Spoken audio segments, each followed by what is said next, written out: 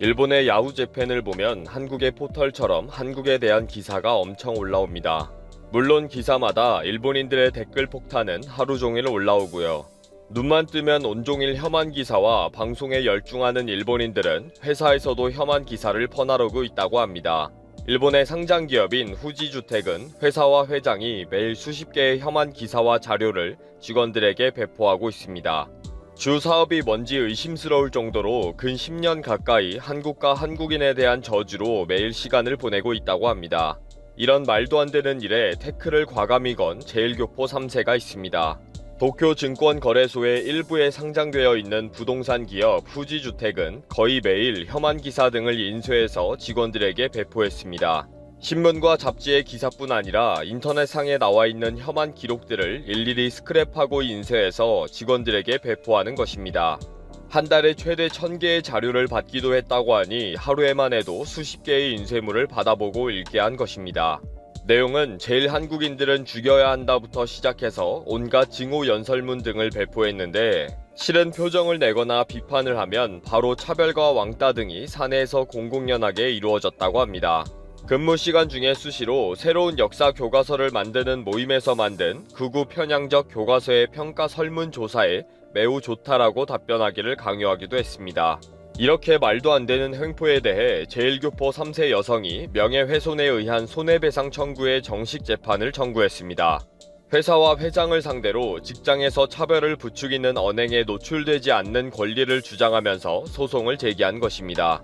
이 소송의 판결이 7월 2일 오사카 지방법원 사카이 지부에서 선고되어서 승소 여부에 많은 관심을 받고 있습니다. 문제는 회사 측에 의한 문서의 배포가 불법인가를 따지는 것입니다. 문서가 여성 개인에게 차별적 내용이라면 명예훼손은 성립되기 쉽지만 이번처럼 한국인 전체를 차별하는 내용으로 여성에게 명예훼손이 인정되기 어렵다는 것입니다.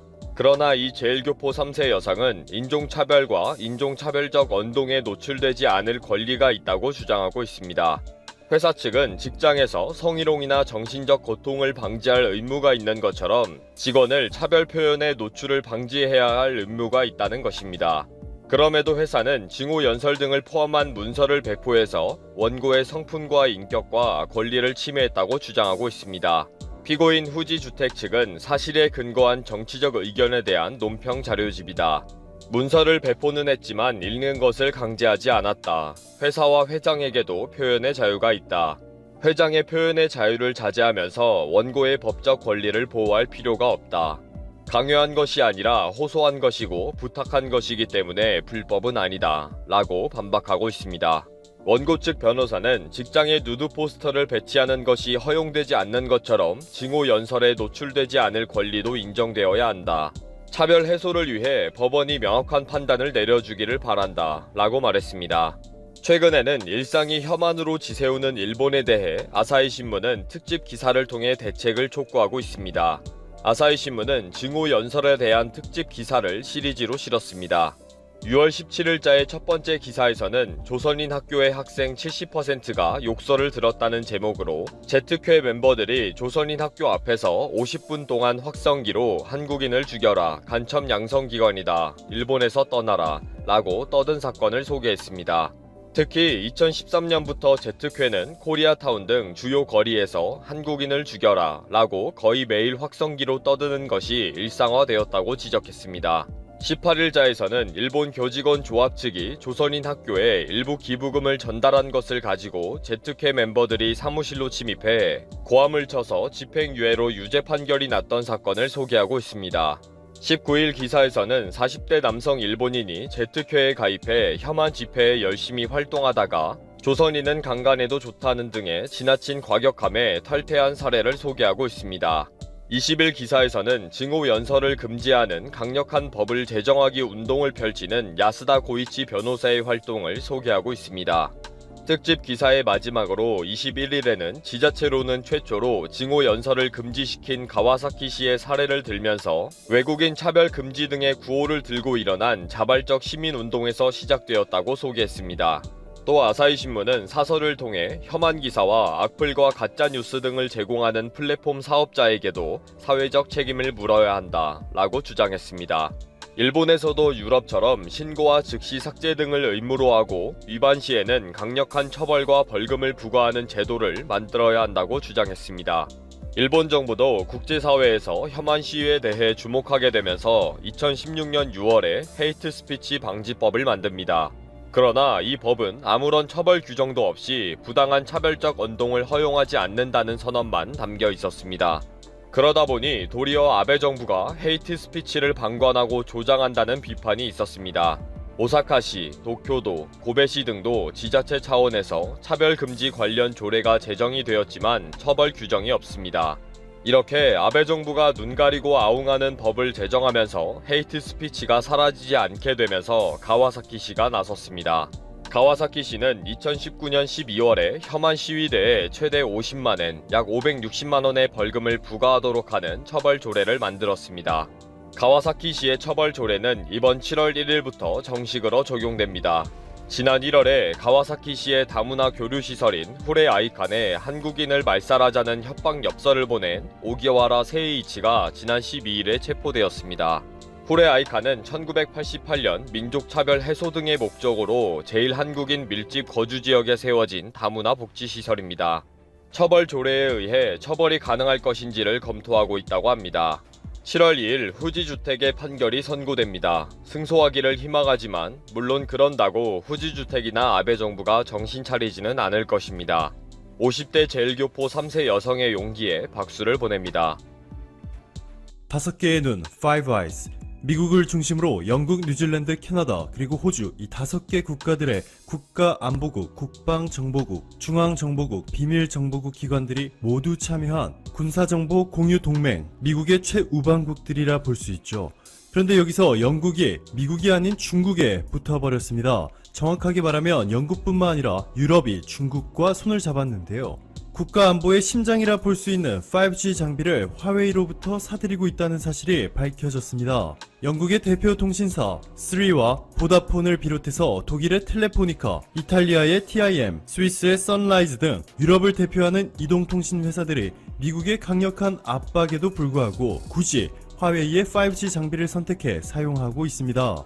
보리스 존슨 영국 총리는 최근 국가안보회의를 열어 화웨이 5G 장비를 영국이 받아들이기로 승인하였고, 영국의 국가사이버보안센터 NCSC의 기술 책임자인 레빈 박사는 현재 영국에 5G 장비를 대규모로 공급할 수 있는 회사는 노키아, 에릭슨, 그리고 화웨이 이렇게 3개 업체뿐이다. 화웨이를 믿은 적이 없다. 화웨이 사이버보안평가센터나 감독위원회 보고서가 존재하는 것은 영국이 화웨이를 다른 회사들과 다르게 취급하고 있기 때문이라 설명하였는데요. 이게 무슨 말이냐면 영국은 화웨이를 절대적으로 신뢰하지는 않고 있으나 자신들의 감시 아래 충분히 컨트롤이 가능하기 때문에 가격이 저렴한 화웨이 5G 장비를 써도 문제가 없다는 것입니다. 여기에 독일은 이미 화웨이의 5G 장비를 허용할 것이라 공식 발표하였는데요. 이렇게 유럽이 중국 편을 들자 미국이 숨겨왔던 칼을 꺼내 들었습니다. 지금까지 미국은 화웨이 장비를 사용하게 되면 중국 정부의 스파이 활동으로 이어질 수 있다 라며 주변국들의 화웨이 보이콧에 가담할 것을 요청한 정도였는데요. 이번에는 차원이 다른 강도로 압박에 나섰습니다. 최근 미국은 유럽연합에서 생산되는 와인, 치즈, 올리브 등에 무려 25%의 폭탄 관세를 부과하는 동시에 유럽 최대 규모의 항공사 에어버스에 10%의 관세를 매겼다가 며칠 전에는 이를 15%로 올리겠다 발표하였습니다. 자, 그런데 여기까지는 준비운동에 불과했습니다. 미국이 본격적인 설계 작업을 시작했는데요. 그 중심에 바로 한국의 삼성이 있습니다. 미국 경제 미디어 CNBC의 보도에 따르면 미국 행정부가 삼성전자, 노키아, 에릭슨 등을 백악관에 초청할 것이라며 4월 초에 백악관에서 5G 서밋을 열고 화웨이의 우위를 막기 위한 것이라고까지 밝혔습니다. 트럼프 대통령의 경제 참모 중 한 명인 레리 커들로 백악관 NEC 위원장도 삼성이 포함된 이번 백악관의 초청 회의 계획을 공식 확인하였는데요. 블룸버그에 따르면 커들로 위원장이 약 한 달 뒤에 열릴 것이고 트럼프 대통령도 부분적으로 참석할 것이다 라 전했습니다. 글로벌 시장조사 전문업체 델 오로가 발표한 글로벌 5G 시장 점유율을 보시면 지난해 1분기에 삼성전자가 40%에 육박하는 점유율로 압도적인 세계 1위에까지 치고 올라갔던 것을 확인할 수 있습니다. 1년 전 6.6%라는 초라한 점유율에서 37%로 갑자기 폭풍 성장한 것인데요. 한국이 세계 최초로 5G 서비스를 상용화하는 데 성공하면서 세계 1위로 도약하였지만 유럽 통신사들이 중국과 손을 잡으면서 화웨이를 선택하는 바람에 삼성은 4위까지 밀려났습니다. 자, 그런데 전 세계가 괜히 삼성이 최고다 하고 외치고 있는 것이 아니죠. 이제서야 걸음마 단계를 졸업하려고 하고 있는 5G 시장에서 점유율 순위를 논하는 것은 의미가 없습니다. 특히 4위까지 밀려난 삼성이 여전히 글로벌 시장에서 가장 강력한 리더로 꼽히며 최근 미국이 삼성의 초대장까지 보낸 데에는 그만한 이유가 숨겨져 있었습니다. 여기 글로벌 통신사 순위를 보시면 독일, 스페인, 중국, 영국 통신사들, 화웨이 5G 장비를 쓰는 유럽과 중국 통신사들은 세계 6위부터 10위까지 포진되어 있는데요. 1위부터 5위는 중국과 무역 전쟁을 하고 있는 미국과 미국의 말을 고스란히 따라야 하는 일본이 차지하고 있습니다. 그런데 놀랍게도 이 세계 탑5 통신사들에게는 삼성전자가 핵심 멤버로서 5G 장비를 공급하고 있습니다.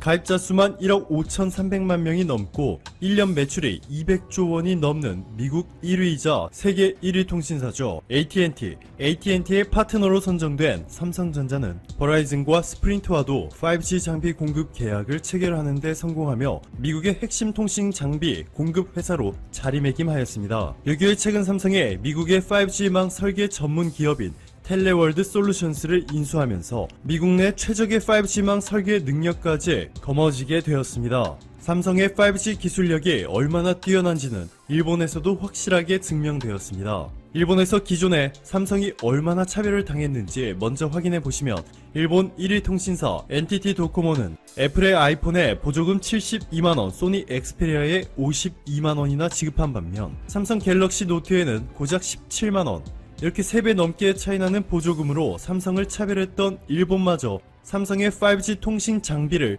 선택하였습니다. 일본 통신회사 2위와 3위를 기록 중인 KDDI와 소프트뱅크는 힘을 합쳐 함께 5G 공동망을 구축하고 있는데요. 삼성이 KDDI에 2조 4천억 원 규모의 5G 장비를 공급하기로 계약을 체결하였습니다. 영국 런던에 본사를 둔 GSM 협회의 조사에 따르면 올해부터 미국 5G 이용자들이 급격하게 증가하기 시작해서 2025년에는 2억 명에 육박하는 5G 네트워크 이용자들이 생겨날 것이라 전망되고 있습니다. 즉 지금부터 미국이 5G 인프라에 막대한 투자를 시작할 것이라는 이야기고, 삼성전자를 중심으로 에릭슨과 노키아 연합을 구성해 화웨이를 압도한다는 설계가 시작되었습니다.